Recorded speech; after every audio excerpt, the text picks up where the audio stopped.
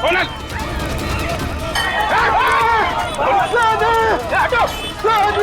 सनी कहाँ गया? कैसे वो गुंडे लेकर गए उससे? दया ढूंढो सब लोग जल्दी, देखोगे भाग नहीं ना पाए।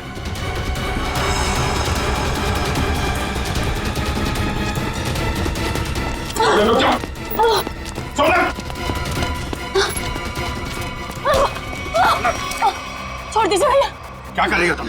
भैया छोड़ दीजिए, मुझे जाने दीजिए, जाने दीजिए मुझे। मैं दिलावर के कैसे आजाद होना चाहती हूँ भैया, छोड़ दीजिए। पागल मत बनो, ऐसे भागोगी तो दिलावर तुम्हें जिंदा नहीं छोड़ेगा।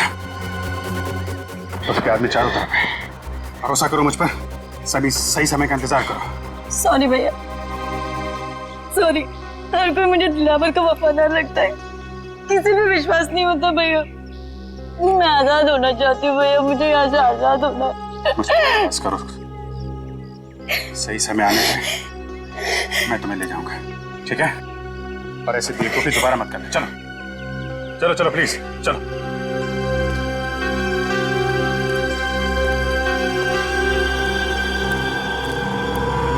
चलिए कहीं नहीं आसपास।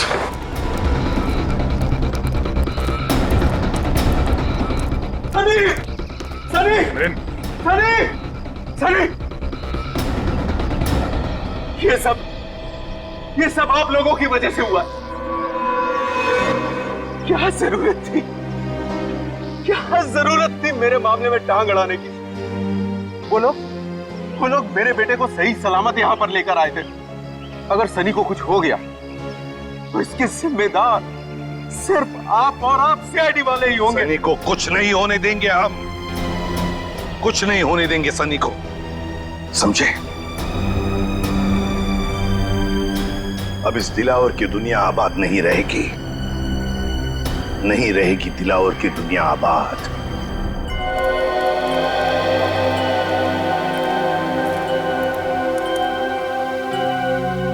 अरे क्या चाचा, खाली करके आ रहे ले? दिमाग ठंडा हुआ कि नहीं? जवानी के झटके तुम्हें फिर आ गया तुम, हाँ? और बगैर सेठ सीआईडी ऑफिसर से ये बॉडीगार्ड की नौकरी कैसी लग रही है? अच्छा, गोगा अंकल, हैं? बड़ा मजा आ रहा है तुम्हें, बड़ा मजा आ रहा है। अबे क्या बोला था मेरे को? कैक्टस का काटा एक हाथ मारूंगा ना, बुड्ढे को सीधा खबर में घुस जाएगा। बुड्ढे को मारेगा ये, बुड्ढे को मारेगा। हाथ नहीं लगा, बाल्टी है इसलिए छोड़ रहा हूँ तुझे मैं। टिक्का वाला खाना नहीं बनाना तेल का, 3 टाइम हो गया सुबह से। और एक बात जा, तू अंदर जा और अब की पूरा खाली करके आना, समझा क्या? चल अंदर। सोनल का क्या, उसे दिलावर के प्लान के बारे में कुछ पता है? अरे वो तो खुद दिलावर के हाथों फंसी हुई है। उसने भाई बोला मेरे को दया, उसको छुड़ाने का है। ए चल, हाँ, अगली बार मेरे को टच मत करना इस बाल्टी का साथ, समझे तू? मतलब उसे इस दिलावर के बारे में कुछ मालूम नहीं है? नहीं, दिलावर के बारे में कुछ पता नहीं है। अगला प्लान क्या है? इंतजार, देखते हैं दिलावर का अगला प्लान क्या है। मिलिंद का बेटा भी उसके हाथ में है ना, हम कुछ कर भी नहीं सकते। चल चल, कहाँ चल निकल। ऐसे सुबह सुबह मत मिलना, बहुत प्रेशर बहुत रहता है, मार दूंगा। चल। बेचारी सोनल खुद फंस गई इस दिलावर के चंगुल में। पर अगर सोनल दिलावर के किसी जुर्म में शामिल नहीं है तो उसके जरिए दिलावर तक पहुंचना इतना आसान नहीं है। हाँ मगर रजत, ऐसे सोचकर हम हाथ पर हाथ धरे तो नहीं बैठ सकते। कुछ ना कुछ तो करना ही होगा हमें, कुछ ना कुछ तो करना ही चाहिए। सर, लेकिन सोनल के वहां से भागने की कोशिश में उस बच्चे को नुकसान पहुंच सकता है सर। उन लोगों को लगेगा कि मिलिंद ने सीआईडी को फोन करके बुलाया है और शायद फिर उस बच्चे को नुकसान पहुंचाए हो या फिर जान भी ले सकते हैं सर। नहीं सचिन, मगर हम ऐसा होने नहीं देंगे, नहीं होने देंगे। मिलिंद का फोन टैप करो, वो किडनैपर्स उसे दोबारा फोन करेंगे। टैप करो फोन मिलिंद का। एक बार ये नंबर मिल जाए ना तो समझो हम पहुंच गए मासूम सनी तक, बचा लेंगे हम उससे।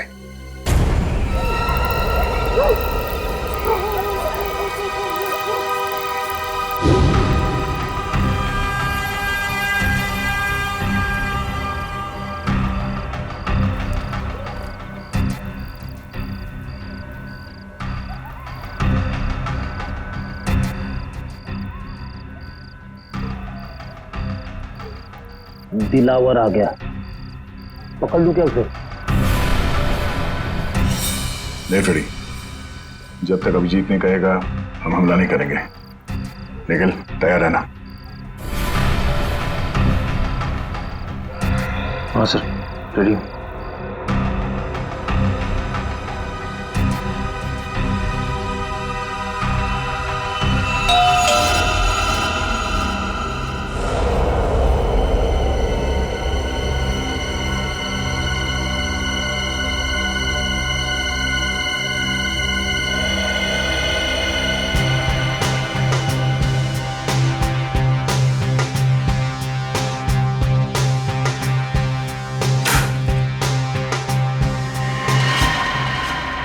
उठ जा राजकुमार, उठ जा। दिलावर साहब आप? सोनल का है? नेम साहब तो आप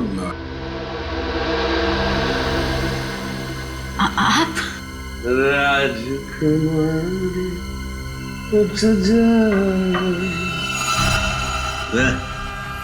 कमाल है, तू तो आसानी से मुझे पहचान गई। मेरा चेहरा याद है तुझे? मुझे तो लगा कि मेरा चेहरा तो मिट गया होगा तेरे दिल से, तेरे दिमाग से। कैसे बात कर रहे हैं आप? कैसी बात कर रहा हूँ? कैसी बात कर रहा हूँ? सीधी बात तो कर रहा हूँ तुझसे। अगर मेरा चेहरा नहीं मिटा, अगर मेरा चेहरा नहीं मिटा और मेरा डर तेरे दिल के अंदर अब भी बाकी है, हिम्मत कैसे की तूने भागने की? घुट रही हूँ मैं, दम घुटता है। मैं भी तो दूसरी लड़कियों जैसे जीना चाहती हूँ ना। मेरी भी इच्छा है, मेरे भी सपने, लेकिन आपने मुझे कीमती गुड़िया की तरह कैद कर रखा है। जाने दीजिए मुझे, मैं खुल के सांस भी नहीं ले पाती यहाँ। मेरी कीमती गुड़िया बोलने लगी है, फर फर फर उड़ने लगी है, फर फर फर फर फर फर फर फर। तेरे पर काटने पड़ेंगे रे, पर काटने पड़ेंगे। कर नीचे करो। मेरी हिम्मत कैसे हुई मुझसे इस तरह बात करने?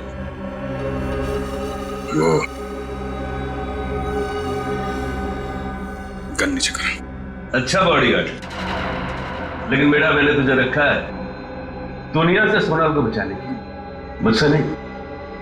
तेरे जैसे 10 दिलावर भी आ जाए ना, उस सोनल का बाल भी बांका नहीं कर सकते, समझा? कर नीचे कर। आप अंदर जाइए ना, आप इनकी गुस्से को नहीं जानते भैया। मैं आपके आगे हाथ जोड़ती, जाइए ना आप अंदर, जाइए ना भैया। भैया भैया बहन, भाई बहन का प्यार। बॉडीगार्ड मालकिन, बात यहां तक पहुंच गई है।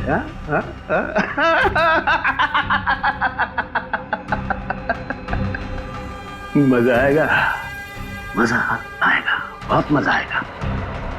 दिलावर को असली रंग दिखाने का मजा आएगा, बहुत मजा आएगा। खातिरदारी कर इसकी। मत मारो उन्हें, मत भैया। बहन है ना तेरी, खोपड़ी खोल दूंगा।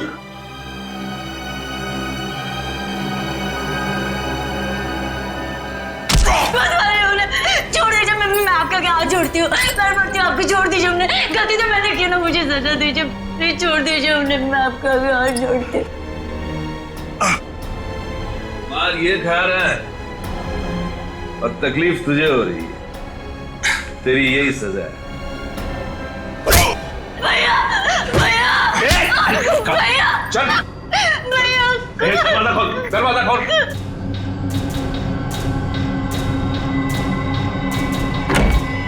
छोड़ दीजिए मुझे भैया, छोड़िए मुझे।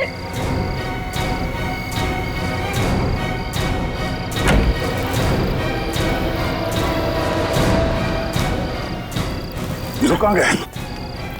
और ये अभिजीत कहाँ गया?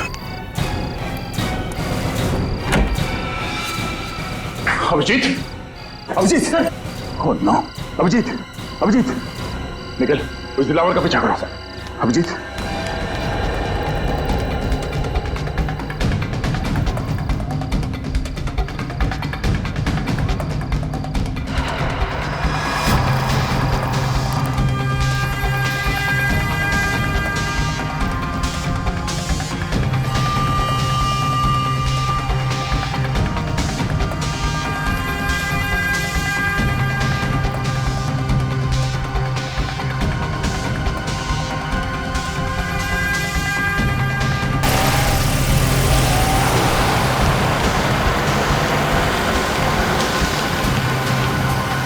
MS02AK4640।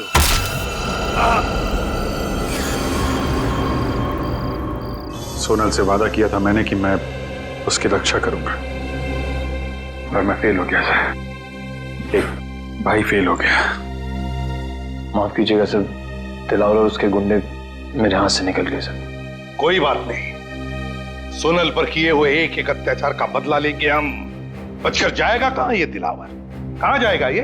उसकी गाड़ी का नंबर तो लेकर आए हो ना? बस तो फिर रेडी। क्या पता चला उसके गाड़ी के बारे में? बहुत जल्द पता चल जाएगा सर। मैंने सभी ट्रैफिक पुलिस वालों को और चेक नाकों पे खबर कर दी है। सर, हाँ, मिलन का फोन बज रहा है सर।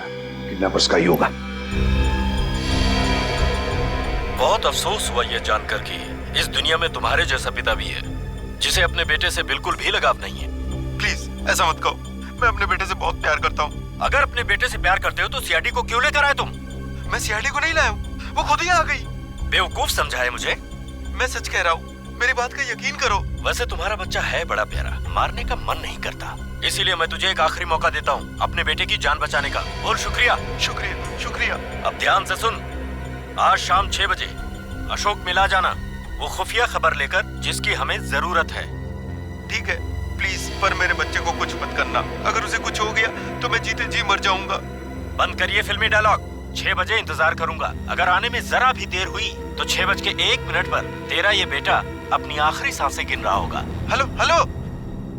माय गॉड, ये मिलिंद तो इंटेलिजेंस ऑफिसर है और ये दिलावर उससे कुछ खुफिया इंफॉर्मेशन चाहता है। हमारे देश की सुरक्षा खतरे में है अभिजीत, खतरे में है देश की सुरक्षा। हेलो, क्या? कहाँ? ठीक है, शुक्रिया सर। दिलावर की गाड़ी का पता चल गया है। कहां पर है गाड़ी? मनेरियन रोड पर। मनेरियन रोड?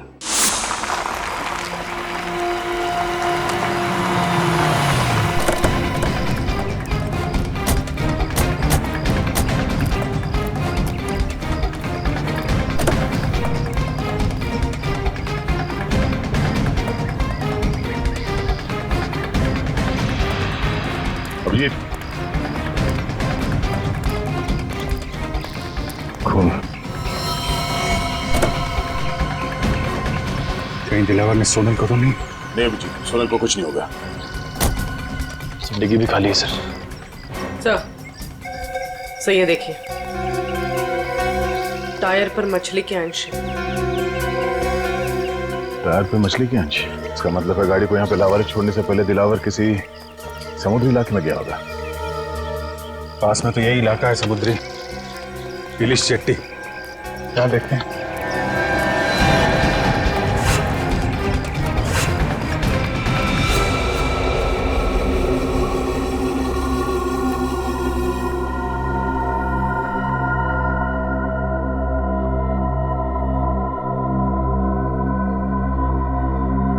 अब तक तो कोई आया नहीं। इंतजार करते हैं, आएंगे, जरूर आएंगे वो लोग सनी को लेकर।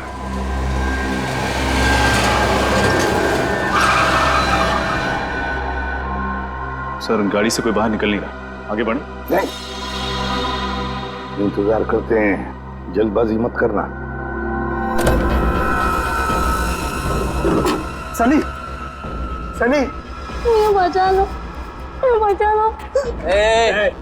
वही रुक जा, पास आया ना बच्चे के, ठोक दूंगा। तो कहीं आदमी बच्चे पे गोली ना चलाते। फाइल लाया? हाँ, ये लो ना फाइल, देख लो। सनी, ज्यादा कीमती कुछ भी नहीं है। सनी, तेरा बच्चा तेरे घर पे पहुंच जाएगा, चल। क्या कह रहे हैं आप लोग? देखिए, आप लोगों ने बोला था फाइल लाके दोगे तो बच्चा को दे दूंगा, तो मेरा बच्चा? मुझे बोला ना बच्चा घर पे पहुंच जाएगा, चल निकल। बचा लो मुझे। पीछे चल, तुझे सुना नहीं, चल। देखो, आप लोग ये गलत कर रहे हैं, प्लीज मेरा बच्चा मुझे दे दीजिए, दीजिए ना।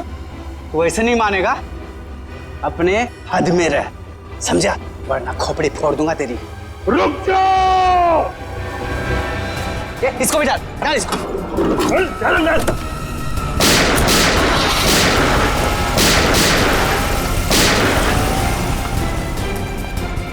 ये तो अचानक गायब हो गया। काम करो, फैल जाओ। सर, ये तो मिलन की आवाज लगती है। हाँ, वहां से आ रही है। आ जाओ।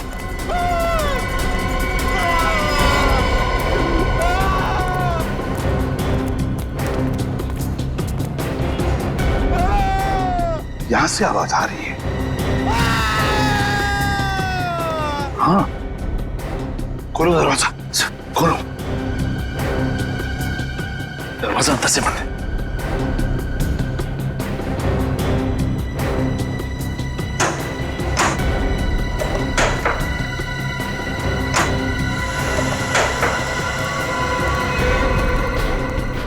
मर चुका है मिलिंद। सर, आसपास कहीं भी नहीं, लगता निकल गया। कहीं भी नहीं। दिलावर, जब तक ये दिलावर खत्म नहीं होता हम चुप नहीं बैठेंगे। दिलावर।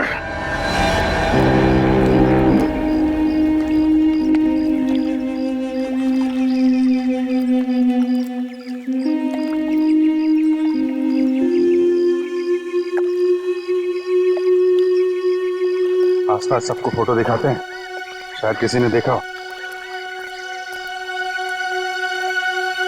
अरे भाई, इसको देखा है क्या?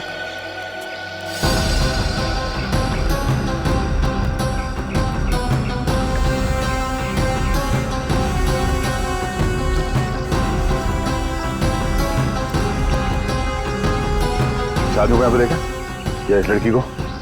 सर, इन लोगों को तो नहीं देखा, लेकिन कल रात एक काली रंग की कार आई थी यहाँ सर, और उसमें कुछ लोग बैठे हुए थे। अच्छा, कौन कौन लोग थे उसमें? सर, मैं तो नींद में था सर, इसलिए कुछ देखा नहीं, लेकिन हाँ सर, वो जो आखिरी वाली नाव देख रहे हैं उसके तरफ शायद वो लोग जा रहे थे। उस बोट पे? जी सर। Thank you.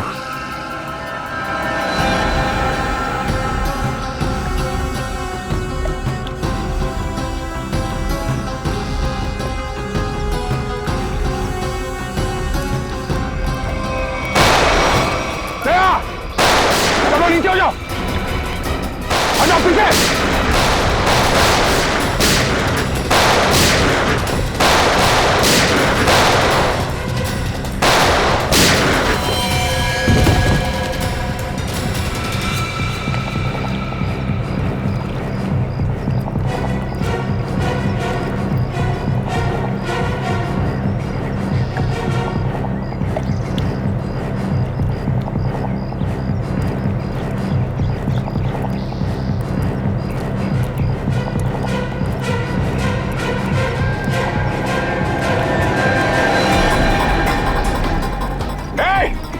निखिल, पकड़ो उसे। चल।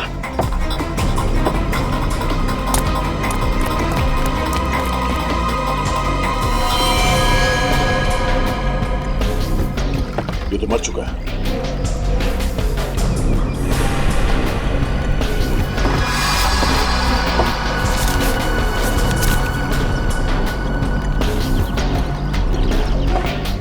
ये वायर यहाँ पे, पता नहीं इस वायर के साथ क्या कर रहे थे लोग। सर, ये यहाँ पर ये रैपर भी है। ये रैपर मैंने कहीं देखा है। कहाँ? सर, हाथ से निकल गया सर। कोई बात नहीं, काफी सबूत मिले हैं। ये वायर और ये रैपर हमें सोनल तक जरूर पहुंचाएंगे। एसीपी साहब। हाँ सर। क्या मिलिंद का खून हो गया? हाँ सर, हमें यहाँ कुछ सबूत मिले हैं, डॉक्टर सालुंकी के पास भेज रहे हैं।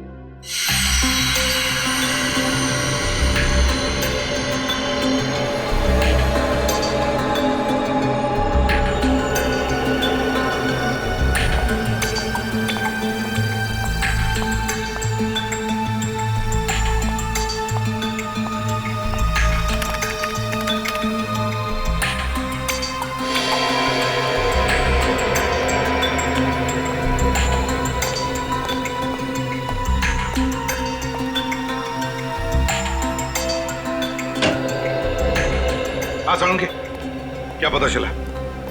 बॉस, इस लाश से मैंने बातचीत तो की, लेकिन मजा नहीं आया। मजा नहीं आया मतलब? हाँ, क्योंकि लाश मिलिंद की है ही नहीं। क्या?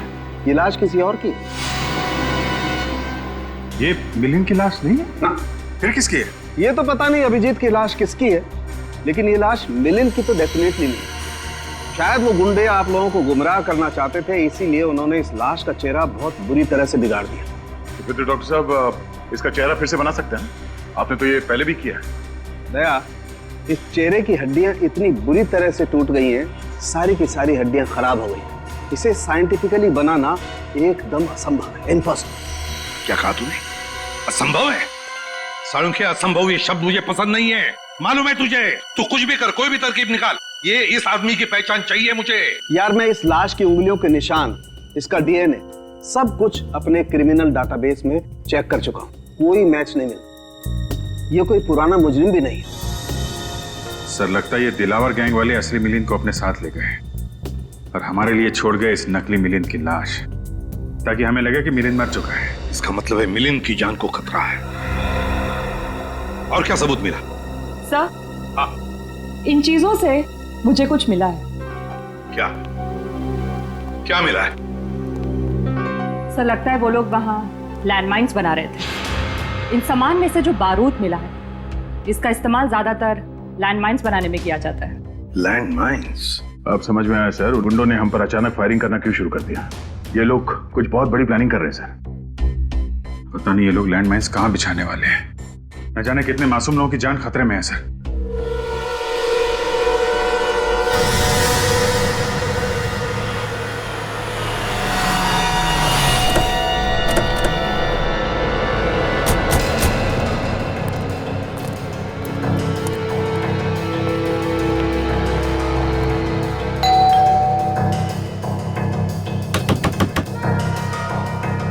दरवाजा क्यों नहीं खोल रहा है? हमें ही मेहनत करनी पड़ेगी।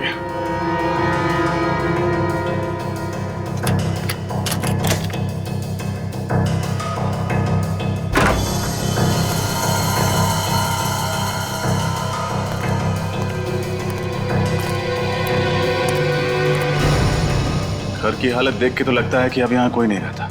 लेकिन सर, मिलिंद इस तरह घर छोड़कर क्यों जाएगा, वो भी बिना बताए? इसका जवाब ये घर ही देगा। एक काम करते हैं, पूरे घर की अच्छी तरह तलाशी लेते हैं।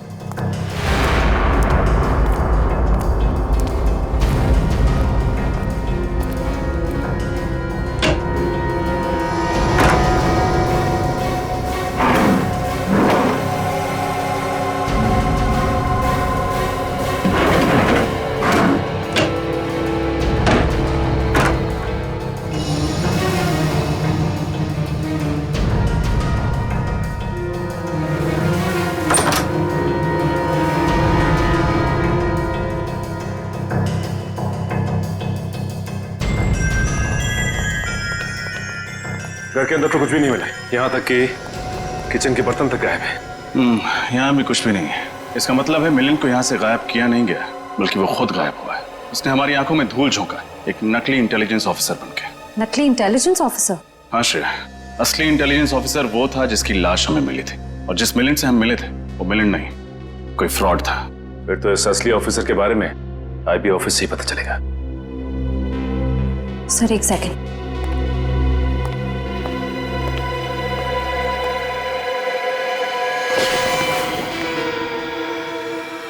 ये देखिए सर, लगता है जल्दबाजी में नकली मिलिंद लैंडलाइन फोन का रिसीवर ढंग से रखना भूल गया। अब पता लगाना पड़ेगा कि इस लैंडलाइन नंबर से आखिरी बात किस नंबर पर हुई थी। इस नकली मिलिंद ने अच्छा धूल झोंका हमारी आंखों में दिलावर के साथ मिलकर। पहले इंटेलिजेंस ऑफिसर और फिर बच्चे के किडनैप होने का ढोंग रचा। और सर एनआरआई के उस खाली पड़े घर को उन्होंने अपना अड्डा बना के रखा था। दुख तो इस बात का है कि असली आईबी ऑफिसर मिलिंद को हम लोग नहीं बचा पाए। दिलावर के लोगों ने फोन कर दिया उसको। सर मुझे तो इस बच्चे की चिंता हो रही। सनी न जाने किस हाल में होगा। हेलो, कहाँ से? पीसीओ से? ठीक है, थैंक यू। सर नकली मिलिंद के घर आखिरी फोन किसी पीसीओ से आया था, मखानी बस्ती के पीसीओ से। मकानी बस्ती? हमारा शक सही निकला। सारे तार इस मकानी बस्ती से जुड़ते हैं, वहीं पे कुछ पकड़ा गया। मकानी बस्ती चलते हैं।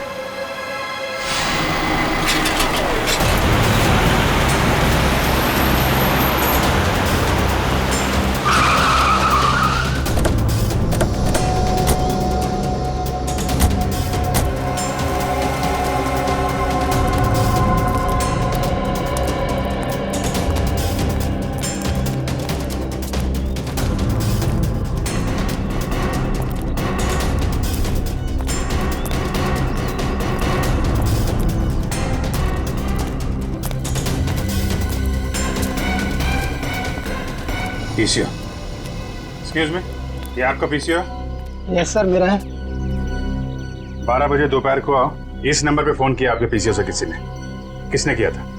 पता नहीं साहब। याद करने की कोशिश करो, शायद कुछ याद आ जाए। हाँ? सर बस्ती में प्रोग्राम है ना, कौन आ रहा है कौन जा रहा है कुछ याद नहीं है साहब। कैसा कैसा फंक्शन है? गणपति चल रहा है ना सर, तो बस्ती वालों ने एक छोटा सा प्रोग्राम रखा हुआ है। अभिजीत, मुझे याद आ गया, मैंने वो कागज का रैपर कहाँ देखा था?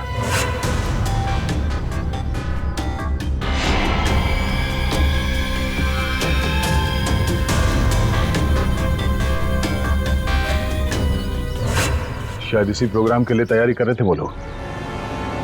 मतलब लैंड माइंस?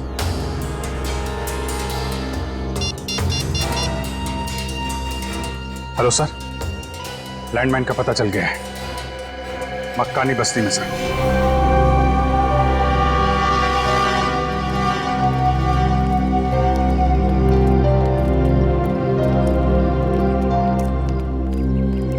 ये सारे लोग हैं यहाँ, न जाने कहाँ पे रखा गया वो लैंडमाइंस। फंक्शन यहाँ चल रहा है, लैंडमाइंस यहीं कहीं होगी, जल्दी ढूंढना होगा, इतने सारे लोगों की जान खतरे में है।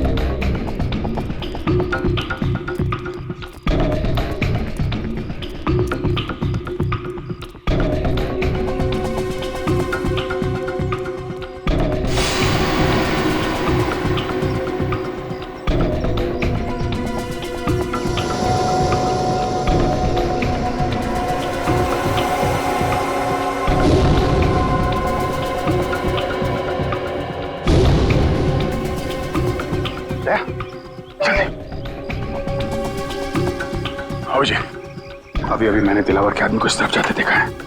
ओह, तब तो हमें वही बताएगा ऑनलाइन माइंस के बारे में।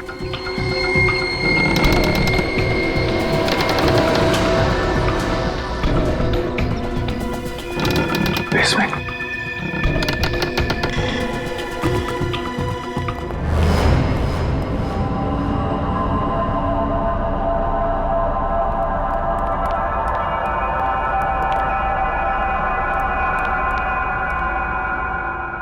निकल चला गया। साहिबान कदरदान मेहरबान, दिल थाम के बैठिए। फंक्शन शुरू हो गया, जल्दी से जल्दी वो लैंडमाइन ढूंढनी होगी।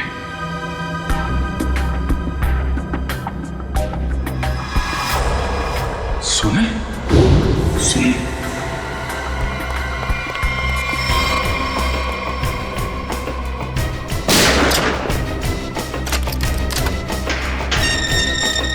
सुना सुना,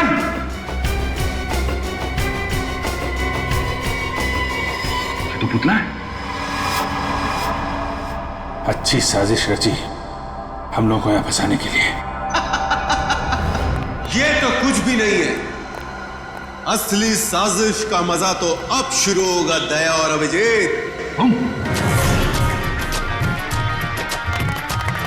लड़के और लड़के कहां से आया है रे तू, प्यारा है शक्ल से अकल का मारा है रे तू।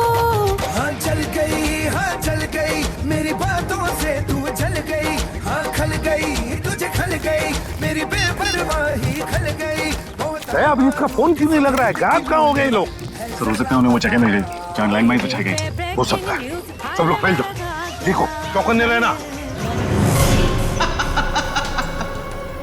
चौंक गए ना मुझे देखकर? हैं? बिल्कुल नहीं, शेर की खाल पहनने से कुत्ता शेर नहीं हो जाता है। तेरी पोल खुल चुकी है नकली मिलिंद। तारीफ के लिए शुक्रिया।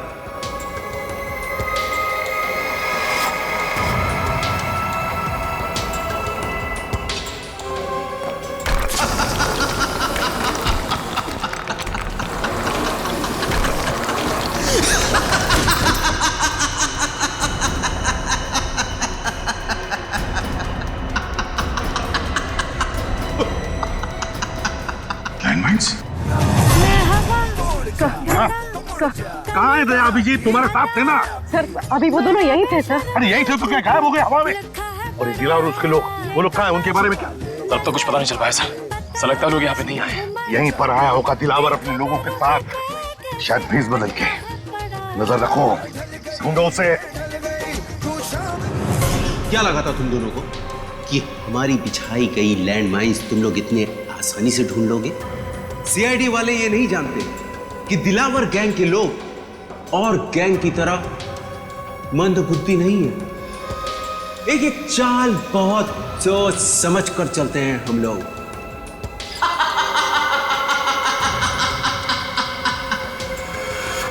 देखो, हमारी तुम्हारी लड़ाई के बीच में मासूम लोगों की जान खतरे में क्यों डालते हो?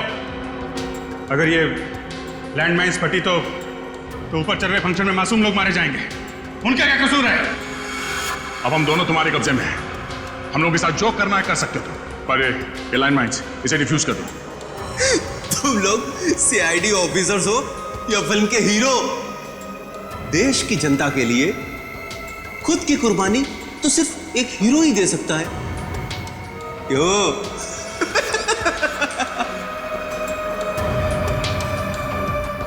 पर मैं एक बात तुम दोनों को याद दिला दूं कि मैं कोई हीरो नहीं, विलेन हूं, विलेन।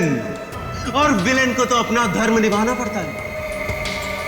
इतनी मेहनत से ये लैंडमाइंस हमारे आदमियों ने बिछाई है, इनका फटना तो निश्चित है, निश्चित। और तुझे क्या लगा कि तुम लोग बच जाओगे? हम दोनों को पकड़ लिया तो सीआईडी से बच जाओगे? नहीं, अभी तुम लोगों का बाप एसीपी प्रद्युमन जिंदा है। नहीं, अभी तुम लोगों का बाप एसीपी प्रद्युमन जिंदा है। कहीं पर तो छुप कर बैठा है वो, कहीं पर तो बैठा है, दिख रहा है हमको, लेकिन कहाँ बैठा है? Welcome ACP, welcome.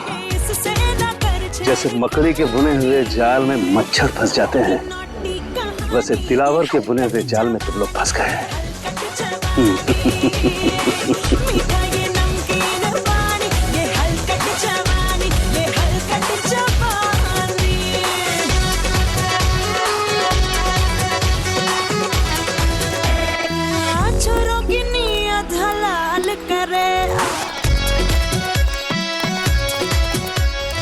सर, हर जगह देखिए, अभिजीत सर और दया सर कहीं नहीं दिखे। कहीं दया और अभिजीत सर किसी मुसीबत में तो नहीं है? सर कहीं ऐसा तो नहीं कि ये दिलावर दया सर और अभिजीत सर को साथ में लेके गया? अगर दिलावर अभिजीत और दया को साथ में लेकर गया है ना, तो समझ लो उसके दिन भर गए। सीआईडी के 2 शेरों को लेकर गया है, उसे पता नहीं उसकी क्या हालत होगी। डायलॉग बहुत मारते हो।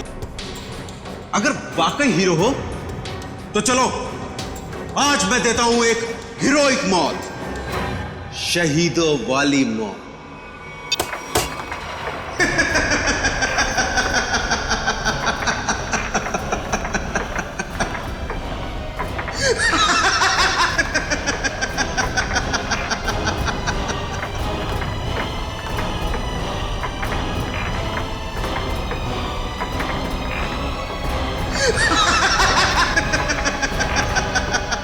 थैंक यू बोलो दया और अभिजीत, थैंक यू बोलो।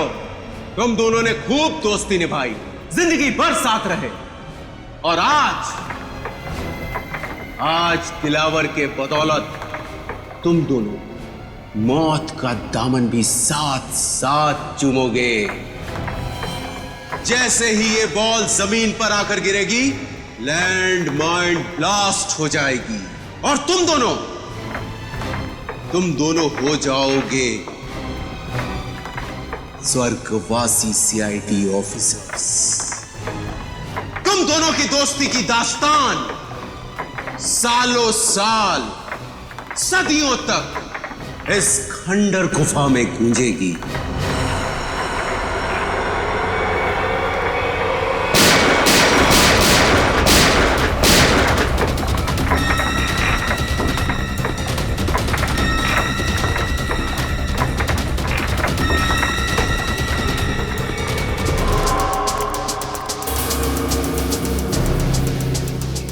बेसमेंट?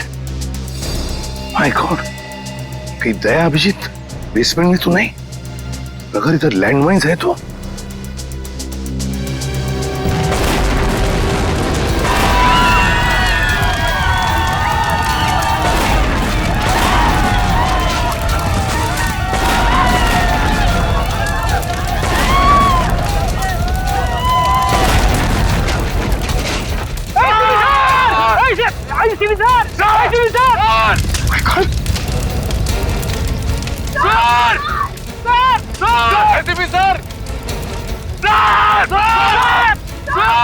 ये रुक जाओ। ये नीचे करो, ये तो एसीपी गया।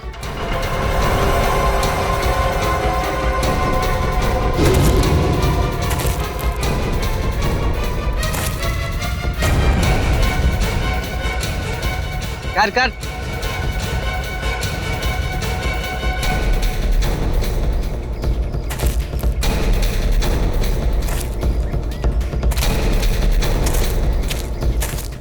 क्यों एसीपी, मानते हो ना, दिलावर को पकड़ने की कोशिश सीआईडी की सबसे बड़ी भूल थी।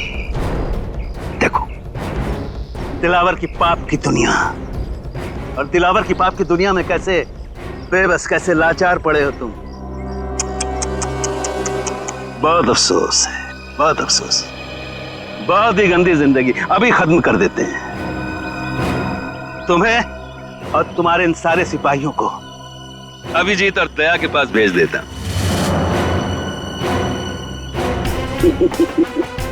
बहुत दर्दनाक मौत हुई है उनकी। तड़प रहे थे, चारों तरफ खून बिखरा पड़ा था, हर तरफ उनकी लाशों के टुकड़े बिखरे हुए थे। यही अंजाम होना था उन दोनों का।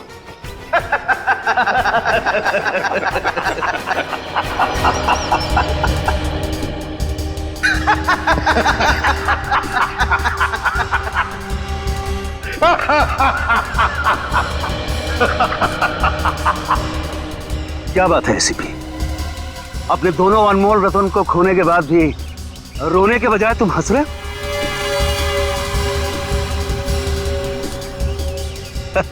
पागल हो गया है। ये पागल हो गया, पागल हो गया एसीपी। कोई बात नहीं, इसका मानसिक संतुलन अभी सही कर देते हैं।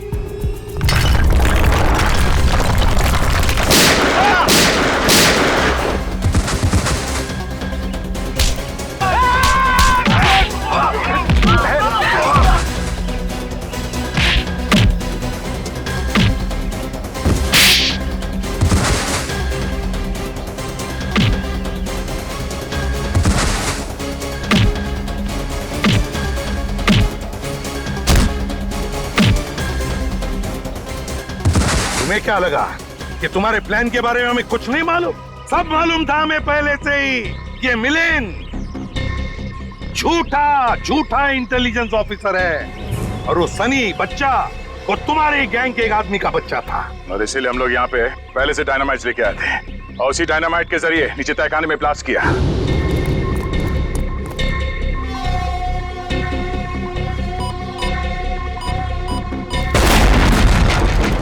और इससे पहले कि वो लैंडमाइन फटते हम बाहर आ गए। अपने गंदे कामों के लिए उस मासूम बच्चे का भी इस्तेमाल किया तुमने। सिर्फ मासूम बच्चा ही नहीं एसीपी, एक अबला नारी भी, यानी कि सोनल। मैं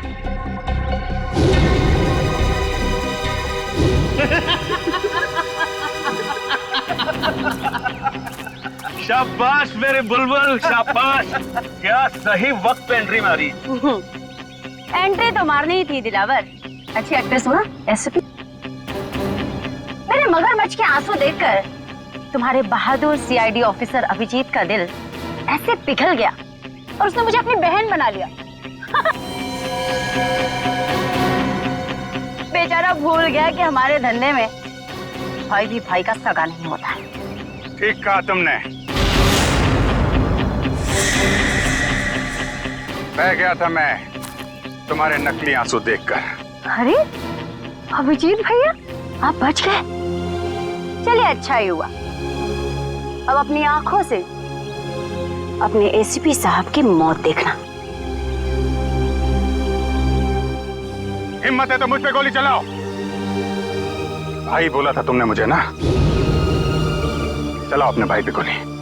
पास मत आना वरना सही में गोली चला दूंगी। तुम्हारी असलियत तो मुझे उसी वक्त समझ में आ जानी चाहिए थी, जब गणपति महोत्सव के दिन तुमने उस गुंडे की जेब से गन निकाली तुम्हें कैसे पता चला कि उसने गन वहां पे रखी है? बहन बोला मैंने तुमको। मैंने सोचा कि शायद तुम्हें सही रास्ते पे ले आऊंगा, मगर तुम। सोनल, अभी भी वक्त है, अपने आप को कानून के हवाले कर दो। बंद करो अपना प्रवचन।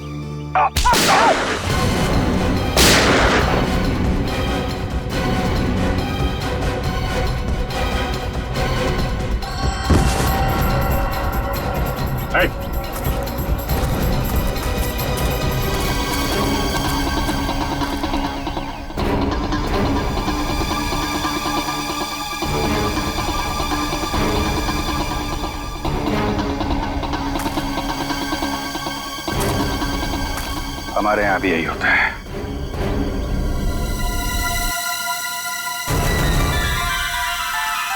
ड्यूटी के सामने कोई रिश्ते नाते नहीं होते।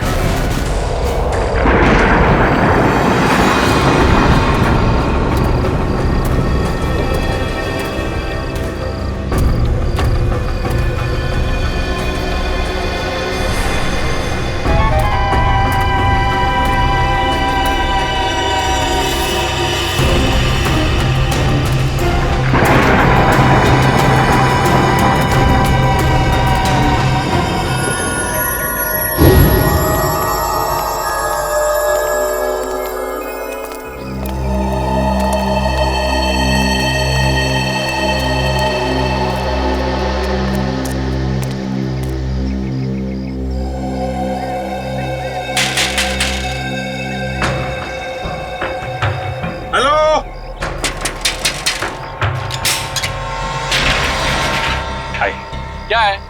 कौन हो तुम लोग? भाई साहब, हम मुसीबत में फंस गए।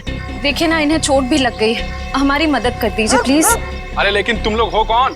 एक्चुअली वक्त के मारे शादी में जा रहे थे कि गाड़ी खराब हो गई और ऊपर से चोट भी लगी मुझे। क्या मदद कर सकता हूँ? एक फोन करना था, मेरे मोबाइल की बैटरी चली गई। सुबह जल्दी में चार्ज नहीं कर पाया ना, इसलिए एक फोन प्लीज प्लीज। भाई साहब प्लीज हमारी मदद कर दीजिए, एक फोन करने दीजिए प्लीज। ठीक है, अंदर आ जाओ। Thank you. घर में फर्स्ट एड बॉक्स है क्या? थोड़ा पट्टी बांध देते तो। हाँ, बैठिए, सब मिलेगा, बैठिए। Okay, thank you.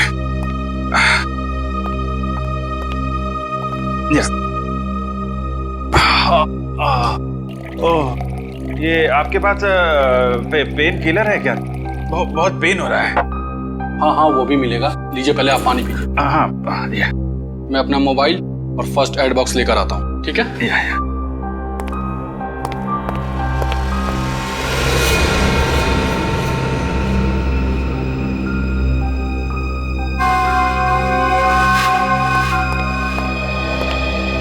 सही टाइम हो गया है।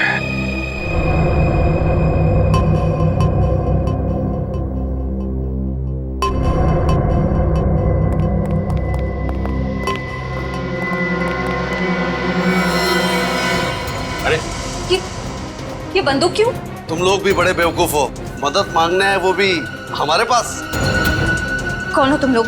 लुटेरे, या तो फिर यूं कह लो कि खूनी। 2 खून तो हम कर चुके हैं और अब 2 और करेंगे, वो भी तुम्हारा। नहीं सर, प्लीज हमें मत मारिए प्लीज। ए, चुपचाप गहने निकाल, सारे गहने निकाल। तुम बहुत गलत कर रहे हो। कौन हो तुम लोग? CID।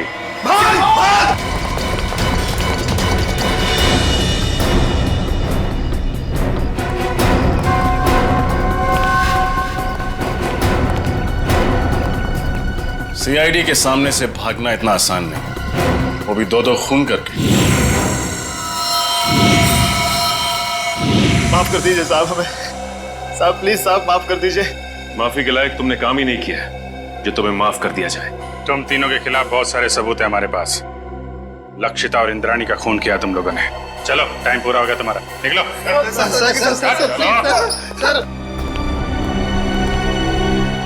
Good job. Thank you sir. जैसे कि आप देख रहे हैं, हम फिलहाल CID ब्यूरो में हैं, वहाँ से लाइव रिपोर्टिंग कर रहे हैं। पहले की तरह इस बार भी सीआईडी ऑफिसरों ने खतरनाक लैंड माफिया, जी हाँ लेडी डॉन लक्षिता और इंद्रानी के खूनियों को पकड़ लिया है। उन तीनों खूनियों का नाम है विशाल, शौनक और राहुल। आइए अब सुनते हैं एसीपी प्रद्युमन का क्या कहना है। लक्षिता और इंद्राणी इन दोनों के खूनी पकड़े गए और उन्होंने अपना गुनाह कबूल भी किया है। मगर आप लोगों ने इन तीनों को इतनी जल्दी पकड़ा कैसे? कभी कभी सबूत और फोरेंसिक की जांच जब सही दिशा में हो तो खूनी को पकड़ने में ज्यादा देर नहीं लगती। सर ये तो बहुत हाई प्रोफाइल केस है, इसमें दो माफिया डॉन्स का मर्डर हुआ है। क्या आपको किसी प्रकार का प्रेशर फेस करना पड़ा?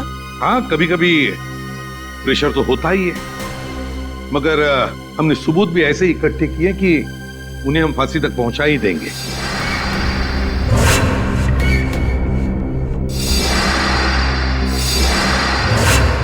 और अगले हफ्ते हम अपनी चार्जशीट फाइल करेंगे और उसके बाद ही कोर्ट की कार्रवाई शुरू होगी। ठीक है, थैंक यू वेरी मच। अब जा सकते हैं।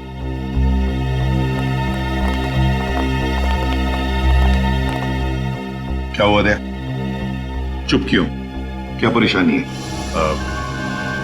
सर पता नहीं क्यों मेरा दिल नहीं मानता कि ये तीनों खूनी हैं। क्या? क्यों? सर फोरेंसिक रिपोर्ट और क्राइम सीन के इन्वेस्टिगेशन से तो यही साबित हुआ है कि खून उन तीनों ने ही किया है। तो सबसे बड़ी बात तो यह है सर कि उन तीनों ने अपना गुनाह कबूल कर लिया कि उन्होंने खून किए। दया सर, आपको कहीं ऐसा तो नहीं लगता ना कि हमने कहीं इन्वेस्टिगेशन में गलती की है या फिर कुछ नजरअंदाज किया हो? नहीं, वैसे तो हमारे इस डबल मर्डर की तहकीकात सही दिशा में जा रही है, हमेशा की तरह सर। इस बार भी हमने सारे सबूत इकट्ठा कर लिए, पर पता नहीं क्यों मुझे कुछ सही नहीं लग रहा सर। जो दिख रहा है शायद वो है नहीं और जो है वो दिख नहीं रहा। आसान के बोल। शादी कर रहा है? क्यों जा रहा है? क्या?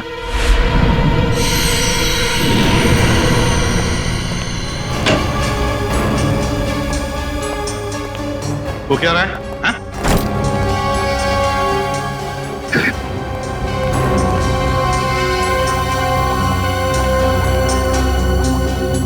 अरे डॉक्टर साहब आखिर बात क्या है?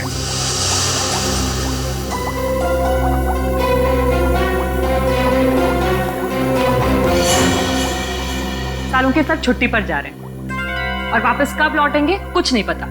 क्या? छुट्टी पर जा रहे हैं?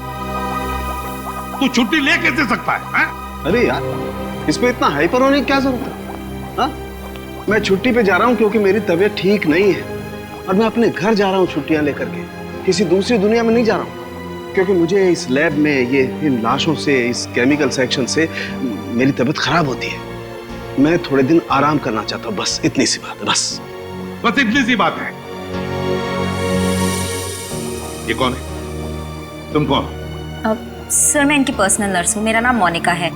एक्चुअली इनकी ईसीजी रिपोर्ट्स बहुत खराब आई हैं, इसीलिए डॉक्टर ने इन्हें कंप्लीट रेस्ट करने के लिए बोला है। पागल हो गया तू? बता क्यों नहीं पहले तूने? क्या बता था? मुझे अब खुद पता चला है तो मैं तुम्हें पहले क्या बताता? लेकिन सालों के साथ तब तक फॉरेंसिक डिपार्टमेंट की जिम्मेदारी कौन संभालेगा?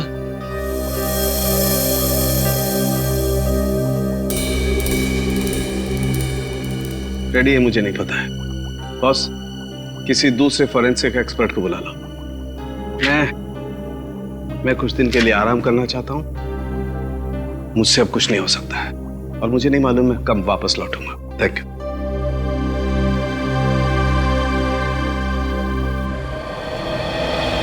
अच्छा हुआ आप लोग आ गए। बात क्या है तारिका? यहाँ पे क्यों बुलाया तुमने हमें? मुझे तुमसे जो बात कहनी है, पता नहीं उसका रिएक्शन क्या होगा, लेकिन बात कहना जरूरी है। सालों के सर का बर्ताव और उनके काम करने का ढंग कुछ दिनों से बहुत अजीब हो गया है। क्या मतलब है तुम्हारा? देखो आप लोग प्लीज मुझे गलत मत समझिए। सालों के सर मेरे गुरु हैं। मैंने इतने साल उनके साथ काम किया है और कितना कुछ सीखा है उनके पास से, लेकिन इस केस की फोरेंसिक जांच उन्होंने ठीक से नहीं की। कितनी सारी बातों को उन्होंने अनदेखा किया है, कितनी सारी चीजों का तो अभी तक उन्होंने ढंग से टेस्ट भी नहीं किया है। तारिका, तुम समझ रही हो, तुम जो कह रही हो उसका क्या मतलब हो सकता है? तारिका 16 साल से सारुण के साथ हमारे साथ काम कर रहे हैं। वो सीआईडी को गुमराह क्यों करेंगे? अगर तुम्हारा शक गलत निकला तो अगर आप लोगों ने मुझे गलत साबित किया तो सबसे ज्यादा खुशी मुझे ही होगी। डॉक्टर तारिका की बातें अभी भी दिमाग में घूम रही है। आज तक कभी सारुण के साथ के लिए उसने कुछ नहीं कहा, लेकिन आज ये समझ में नहीं आ रहा है अब हमें क्या करना चाहिए। कभी लगता है कि डॉक्टर सालुंके कभी ऐसा कर ही नहीं सकते, कभी लगता है कि मेरा शक सही था। कहीं ना कहीं इस केस में हमसे कुछ गलती हो रही है। ना एक्सपीरियंस आदमी है सालुंके साहब, लेकिन फिर क्या करें? एसीपी साहब को बोलना है? नहीं अभिजीत, भले एसीपी साहब डॉक्टर सालुंके से झगड़ते हो, पर वो कभी नहीं मानेंगे कि ये फॉरेंसिक रिपोर्ट डॉक्टर साहब ने ठीक नहीं बनवाई। ये बात तो है।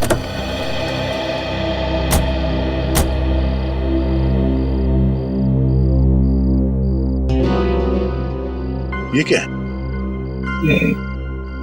मैं देख रहा हूं।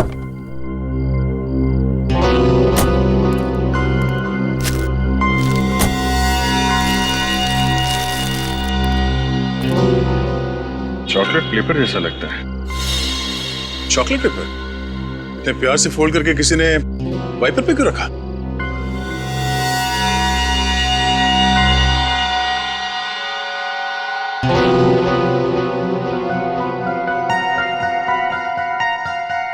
कुछ लिखा हुआ है इसमें, कहीं कोई मैसेज तो नहीं हो सकता है, पर क्या है पढ़ने में आ नहीं रहा। चल के देख।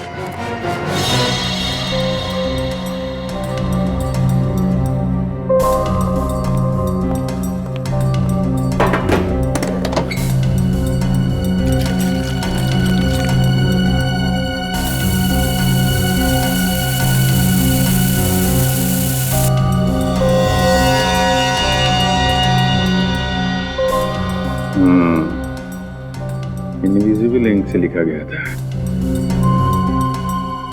Hotel red central. Hotel red central? Lakshita और इंद्राणी की काम वाली सकू भाई ने भी होटल रेड सेंट्रल का ही नाम लिया था।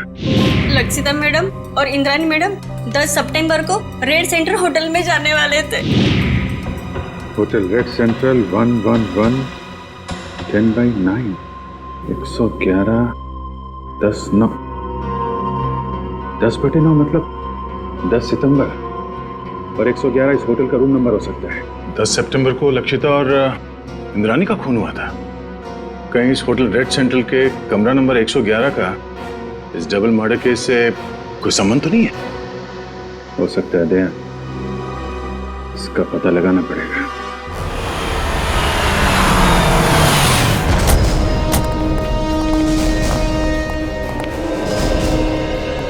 होटल का मैनेजर कौन है? सर वो रहे। Yes sir. 10 सितंबर को कमरा नंबर 111 में कौन ठहरा हुआ था? कोई नहीं, वहां कोई गेस्ट नहीं रुका। देख, झूठ मत बोल, समझा? सर मैं झूठ नहीं बोल रहा हूँ, वो तो हमारा स्टाफ रूम है। Staff room? जी, वो हमारे असिस्टेंट मैनेजर अंगद को दिया गया है। Angad assistant manager? जरा इस अंगद को बुला। सर वो तो अभी यहाँ नहीं। उनकी डिटेल्स तो होंगी आपके पास? Yes sir. राइट।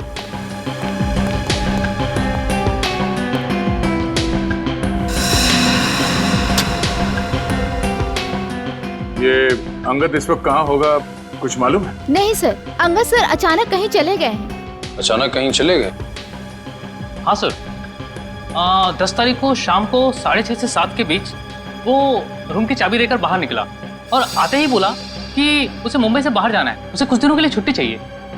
और कहाँ गया ये बता के नहीं गया? नहीं सर, इनफैक्ट वो अपना सामान लेने अपने रूम में भी नहीं आया। और उस दिन से उनका कमरा खोला भी नहीं गया है। तो आप खोलिए, हमें कमरा नंबर 111 की तलाशी लेनी है। पूरी राहुल, विशाल और शौनक, इन तीनों के खिलाफ चार्जशीट फाइल करने से पहले सब कुछ अच्छी तरह से दोबारा चेक करो। फोरेंसिक रिपोर्ट, गवाहों के बयान और फिर उन तीनों की स्टेटमेंट भी, जिसमें उन्होंने कबूल किया कि ये खून उन्होंने किए। हाँ सर, मैंने सारे पेपर्स इकट्ठे कर लिए। देखा सर, वो दया का फोन आया था, थोड़ा लेट आ रहा है, कह रहा था कुछ जरूरी काम निपटाने उसे। अब इससे एक बात समझ में नहीं आ रही है, आज इतने सालों से हम लोग एक साथ काम कर रहे हैं, लेकिन किसी भी इन्वेस्टिगेशन में दो राय नहीं हुए। मगर इसी केस में, पर्टिकुलरली इसी केस में पता नहीं क्यों दया को यकीन क्यों नहीं हो रहा। सर उसे लग रहा है कि तहकीकात में कुछ कमी रह गई है सर। क्यों ऐसे लग रहा है? सब कुछ तो ठीक ठाक है, सब कुछ ठीक ठाक है, समझ में नहीं आ रहा है क्यों? सारे ठोस सबूत है उनके खिलाफ, ठोस सबूत है उनके खिलाफ। सर, लक्षिता को माथे पे गोली मारी गई है और इंद्रानी को गले पे। और दोनों ही गोलियां आर पार हो गई हैं। हाँ सर, और दोनों के शरीर पे कोई चोट या खरोच के निशान नहीं है। मतलब मौत से पहले हाथापाई नहीं हुई?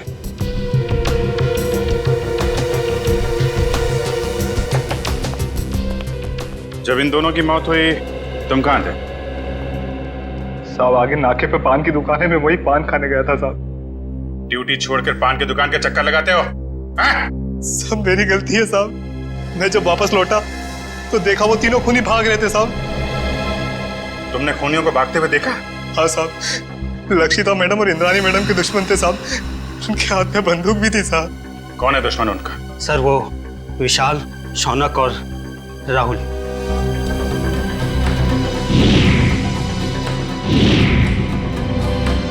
विशाल, शौनक और राहुल, ये तीनों तो वही है ना जिनके घर हथियार लिए थे तुम्हारी मैडम ने? ठीक कहा सर आपने। मैंने तो कई बार इंद्राणी मैडम और लक्षिता मैडम को कहा था कि प्लीज आप अपना पर्सनल बॉडीगार्ड रख लीजिए, लेकिन नहीं सर, अब प्रॉपर्टी के काम में दुश्मनी तो होगी सर। यहाँ घर में कोई और भी था इनके साथ? नहीं साहब, फार्म हाउस पे वो दोनों अकेली थी साहब। उस दिन फार्म हाउस पे काम करने वाली शक्कू भाई वो भी नहीं आई थी साहब। सर,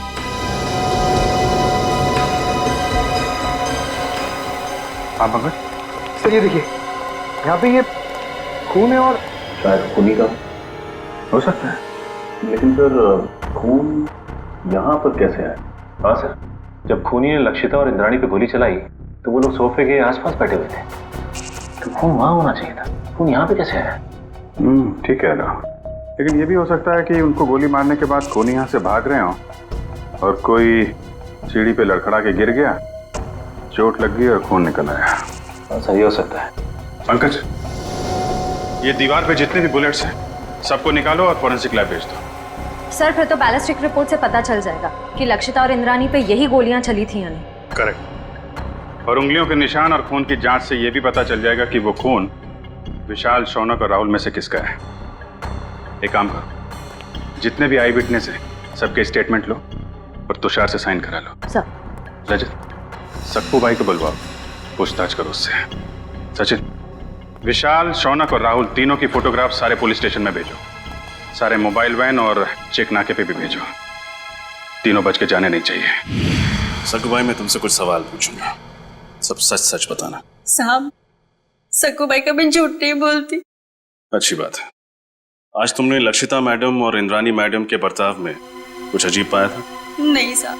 अच्छा, राहुल, शौनक और विशाल, इन तीनों का तुम्हारे मैडम के साथ कभी कोई झगड़ा हुआ था?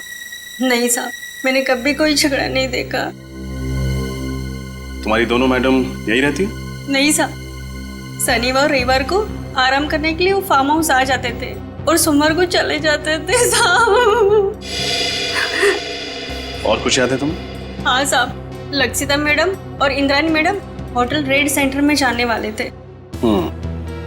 तुम्हें अच्छी तरह याद है कि वो होटल रेड सेंट्रल ही जाने वाले थे? हाँ साहब, मुझे पक्का याद है ना, मैडम ने खाना बनाने के लिए मुझे मना किया था।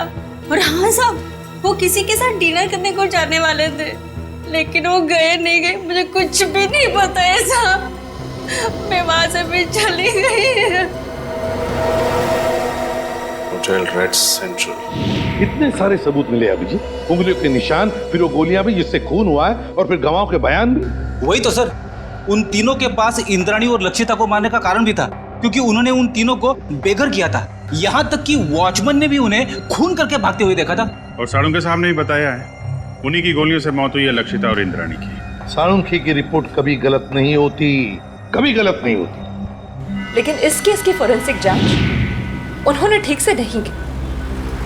कितनी सारी बातों को उन्होंने अनदेखा किया है, कितनी सारी चीजों का तो अभी तक उन्होंने ढंग से टेस्ट भी नहीं किया है। हाँ सर, साळुंखे साहब का काम तो एकदम पक्का होता ही है, पर पता नहीं क्यों अचानक उनकी तबीयत कैसे खराब हो गई। हाँ सर, साळुंके सर जब क्राइम सीन पर आए थे वो तब से ही परेशान लग रहे थे। शायद तब से उनकी तबीयत खराब हो गई।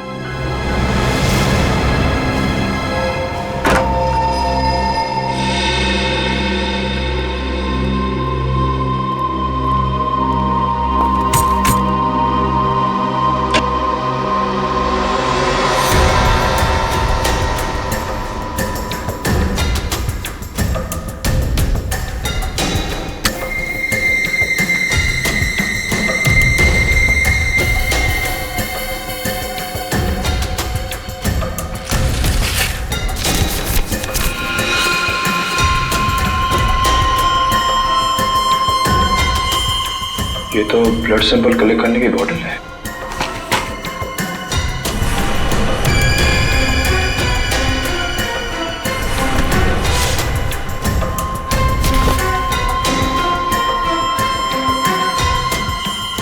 तो किसी चीज की ड्राइंग की गई है इस पेपर में।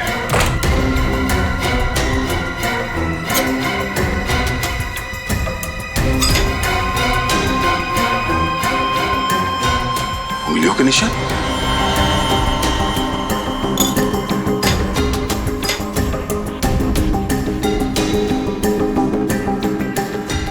ये RVS सर,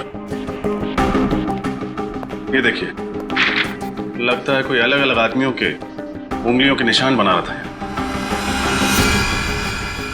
मैनेजर साहब, क्या इस कमरे में अंदर के अलावा कोई और भी है? नहीं सर, वही रहता था। मेरा इस मरीज में ये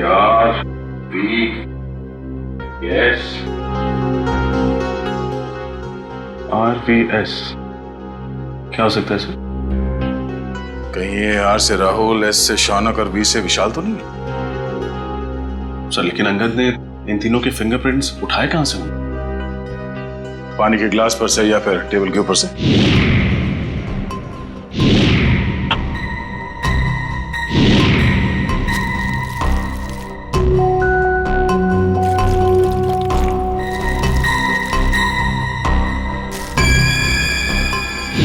सर, ये देखिए सर, इस पेपर पे कुछ ड्राइंग बनाए गए हैं और ये ब्लड सैंपल की बोतल मिली है सर।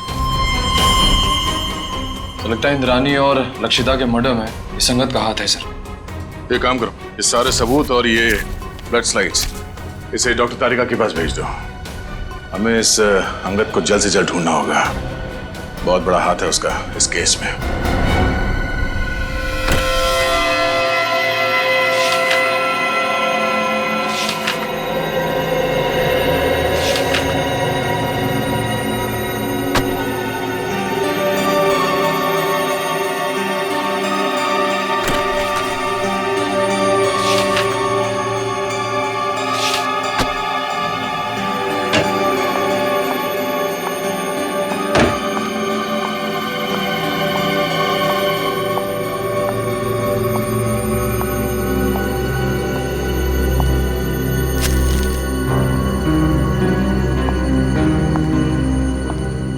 सब आप सचमुच जा रहे हैं?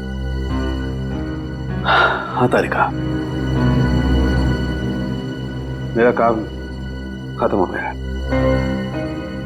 और अब ये forensic lab, chemical section, evidence room, इन सब की चाबी तुम संभालो। मैंने अपनी जरूरत के कुछ कागजात अपने साथ ले लिए। लेकिन सर, आप ये पेपर्स और फाइल्स क्यों लेकर जा रहे हैं? आपकी तबीयत खराब है इसलिए आपने छुट्टी लिया ना, आराम करने के लिए? या फिर घर पे भी काम करने का इरादा है? नहीं नहीं, ऐसी बात नहीं तारिका। देखो, यहाँ का काम तो तुम संभाल लोगी, लेकिन भाई अगर कभी मुझे लैब की याद आई तो इन फाइल्स को देख करके अपना मन बहला लूंगा। सर, आप ऐसे क्यों बात कर रहे हैं? आप वापस लौटने वाले ना ठीक होकर? हाँ, यस, जरूर।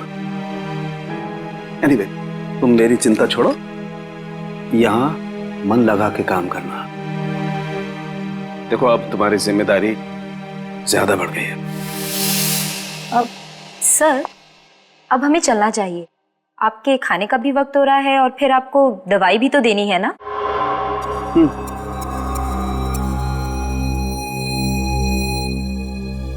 ओके तारिका। सर अपना ख्याल रखिएगा और जल्दी से ठीक होकर वापस आइए। And you take care of yourself. चलिए।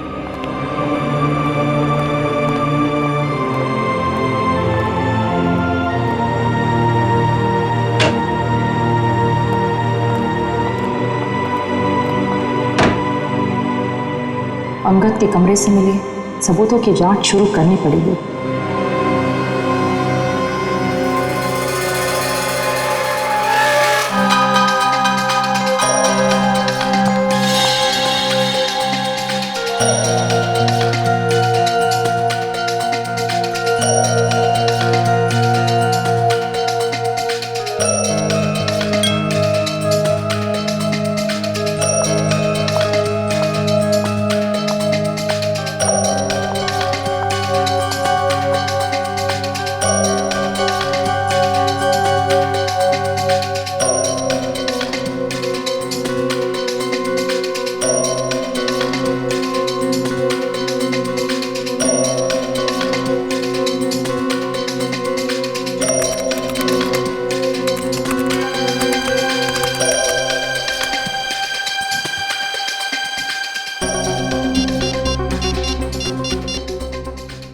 हेलो, डीएनए लैब जी, मुझे डीएनए की जांच करवानी है। हाँ, स्लाइड और रेफरेंस फाइल दोनों भी रेडी है।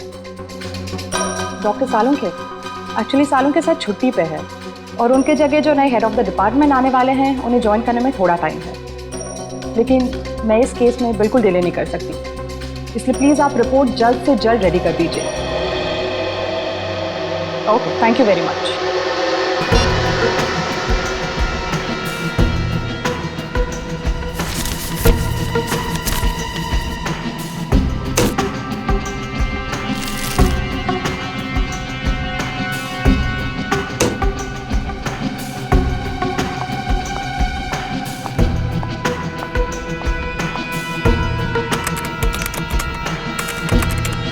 ओह गॉड, ये कैसे हो सकता है?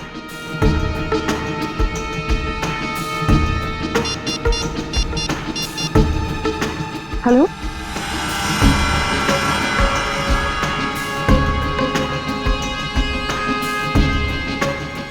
क्या आपको पूरा यकीन है कि वो खून उन्हीं का है?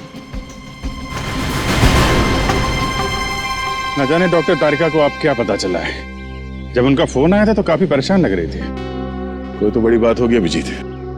मुझे लगता है लक्षिता और इंद्रानी के मर्डर केस को रीओपन करना चाहिए और नए सिरे से तहकीकात करनी चाहिए। हमारा शक सही निकला। फिंगरप्रिंट और डीएनए रिपोर्ट।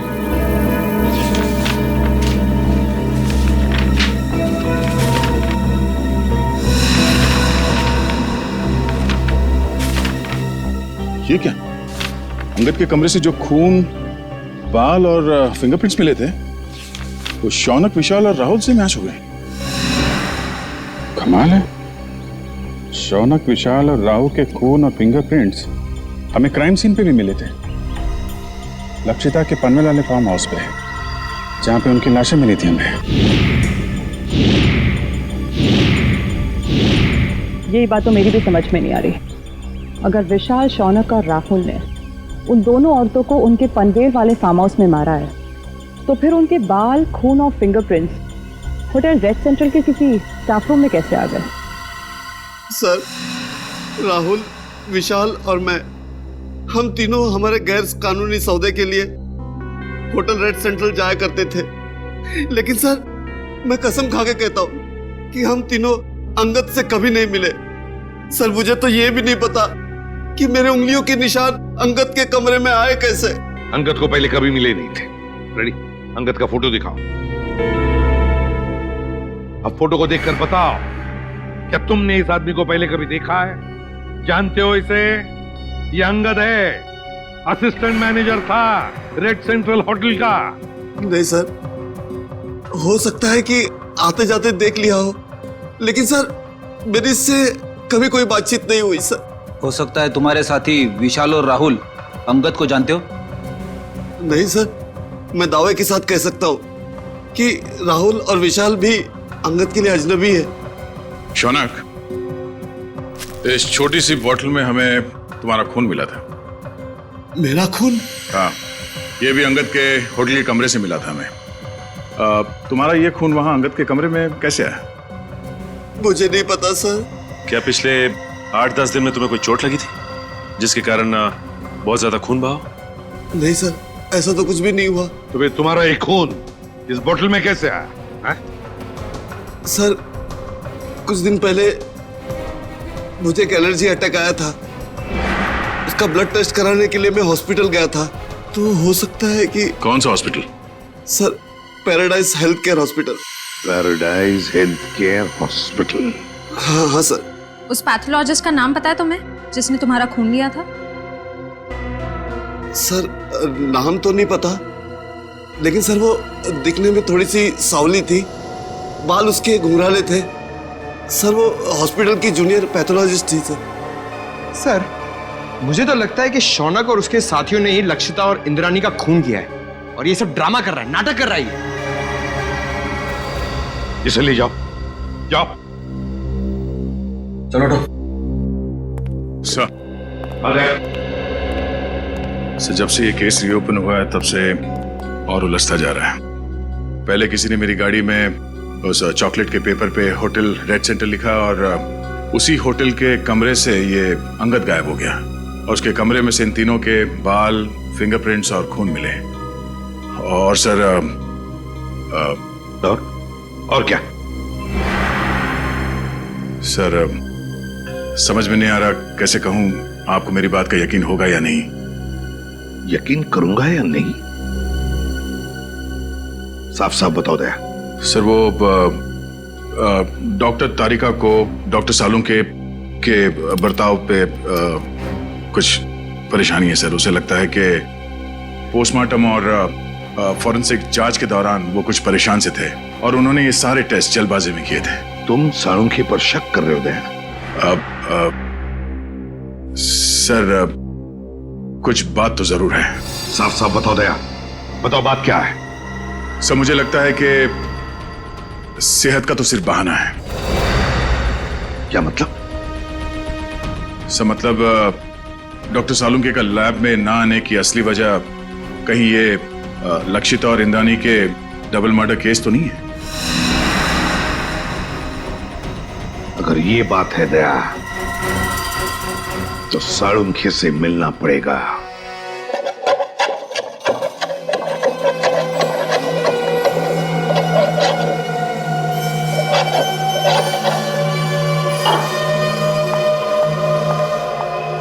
खाना काम कर रहा हूं ना, देखने दे, रख दो, बाद में खाऊंगा। आप रुकिए, मैं देखती हूँ।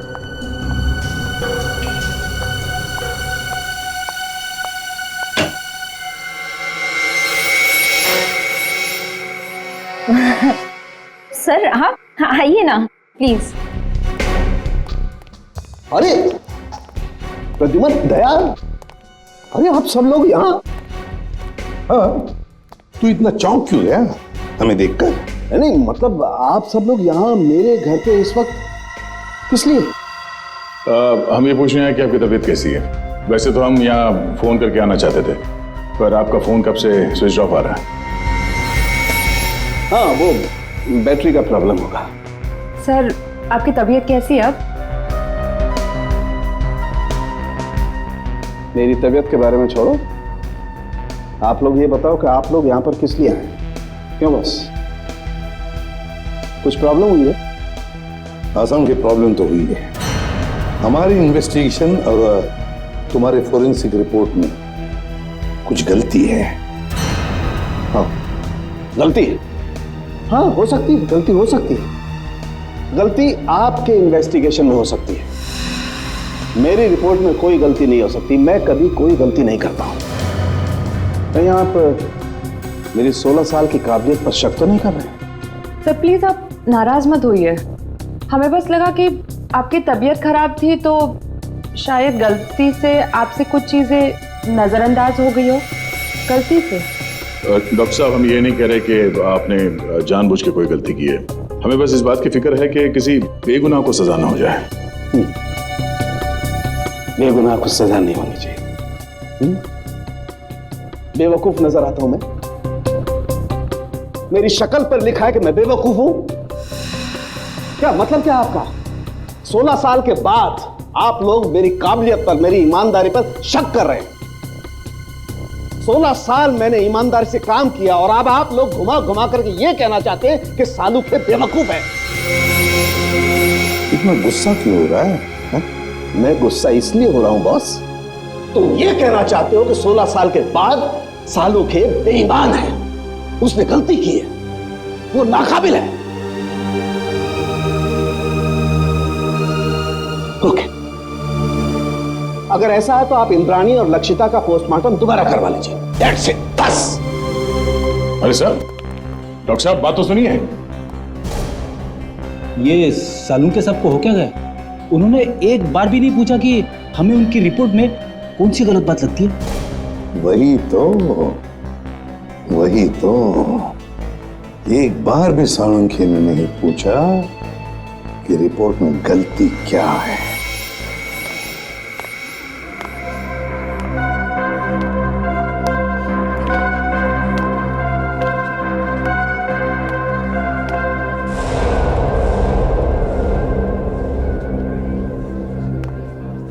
भाई साहब, हाँ, ये स्लिप देखकर बताइए। हाँ, आप इस डोर से अंदर चले जाइए।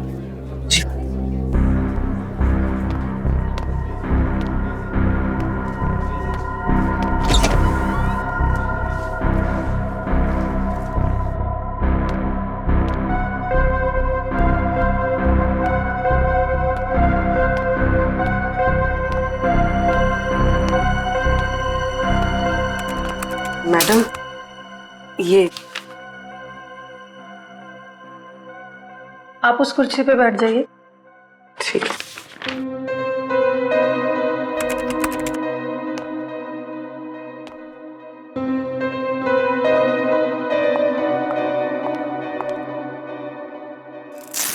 अपना हाथ दीजिए।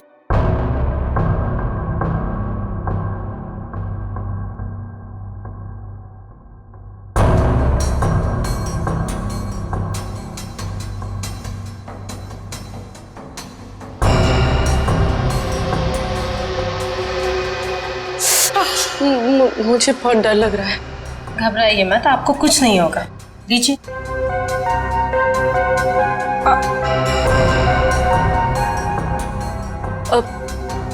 मेरा एक दोस्त है, मुझे उसकी ब्लड रिपोर्ट पिकअप करनी है, तो मुझे उसकी रिपोर्ट मिलेगी? पेमेंट स्लिप है आपके पास? स्लिप तो नहीं लाई हूँ, लेकिन उसकी रिपोर्ट्स बहुत अर्जेंट है। वो बीमार है तो आ नहीं सकता। उसका नाम शौनक है। ठीक है, मैं चेक करके आपको बताती हूँ। लेकिन मैंने तो किसी शौनक की रिपोर्ट नहीं देखी, और अगर होती तो रिकॉर्ड में होती। आप यहीं पे रुकिए, मैं देख के बताती हूँ।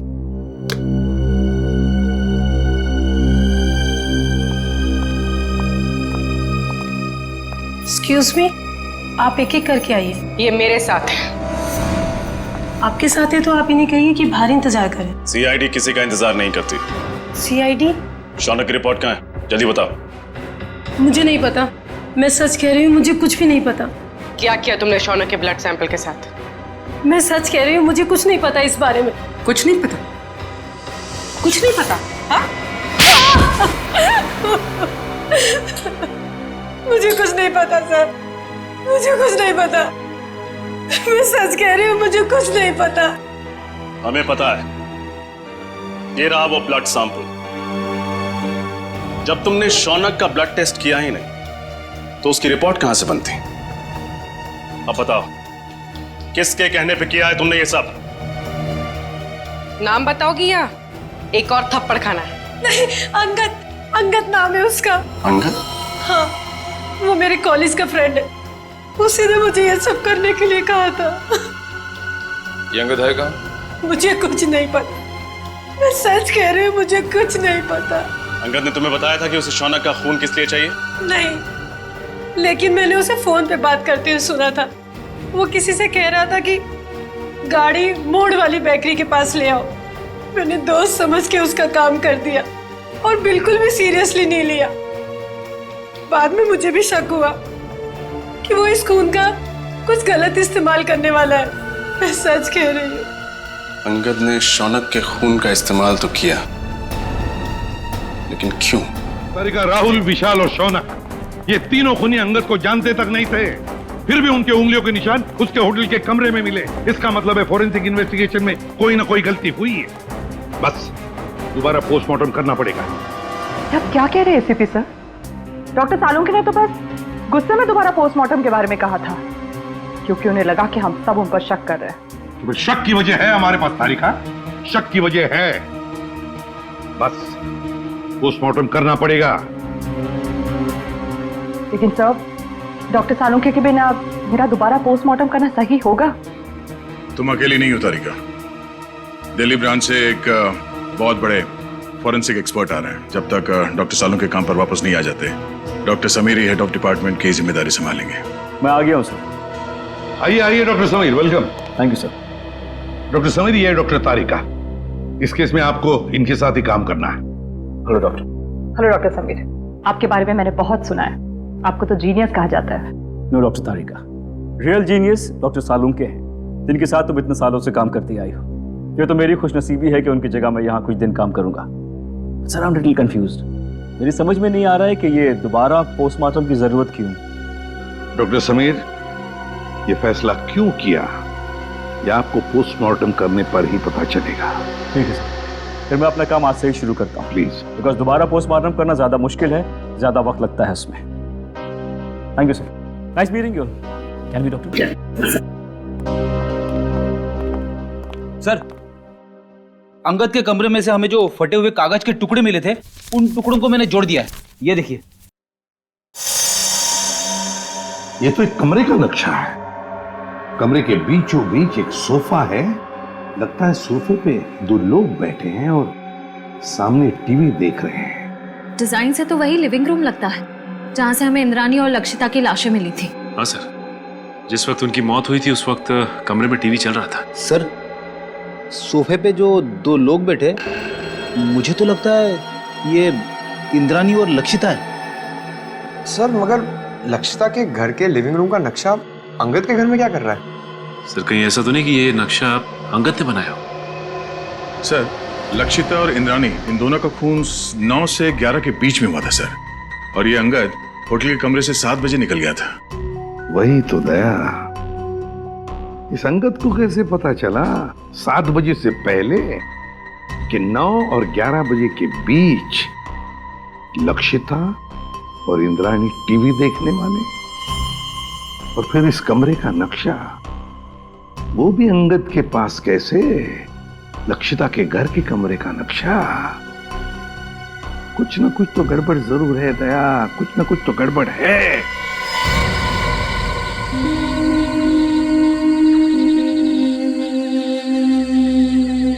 आप लोगों ने पुलिस बीट को फोन किया था? जी हाँ। क्या हुआ यहाँ पे? हम लोग यहाँ से जा रहे थे तो इस कार को इस हालत में देखा तो आपको फोन किया। आगे की सीट में एक आदमी है, शायद मर गया है।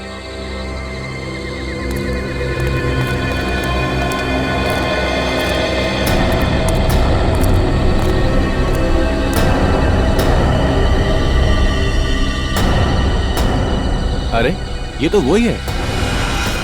इस तरह के और भी एपिसोड देखने के लिए हमारे चैनल को सब्सक्राइब करें और बेल आइकन दबाना ना भूलें।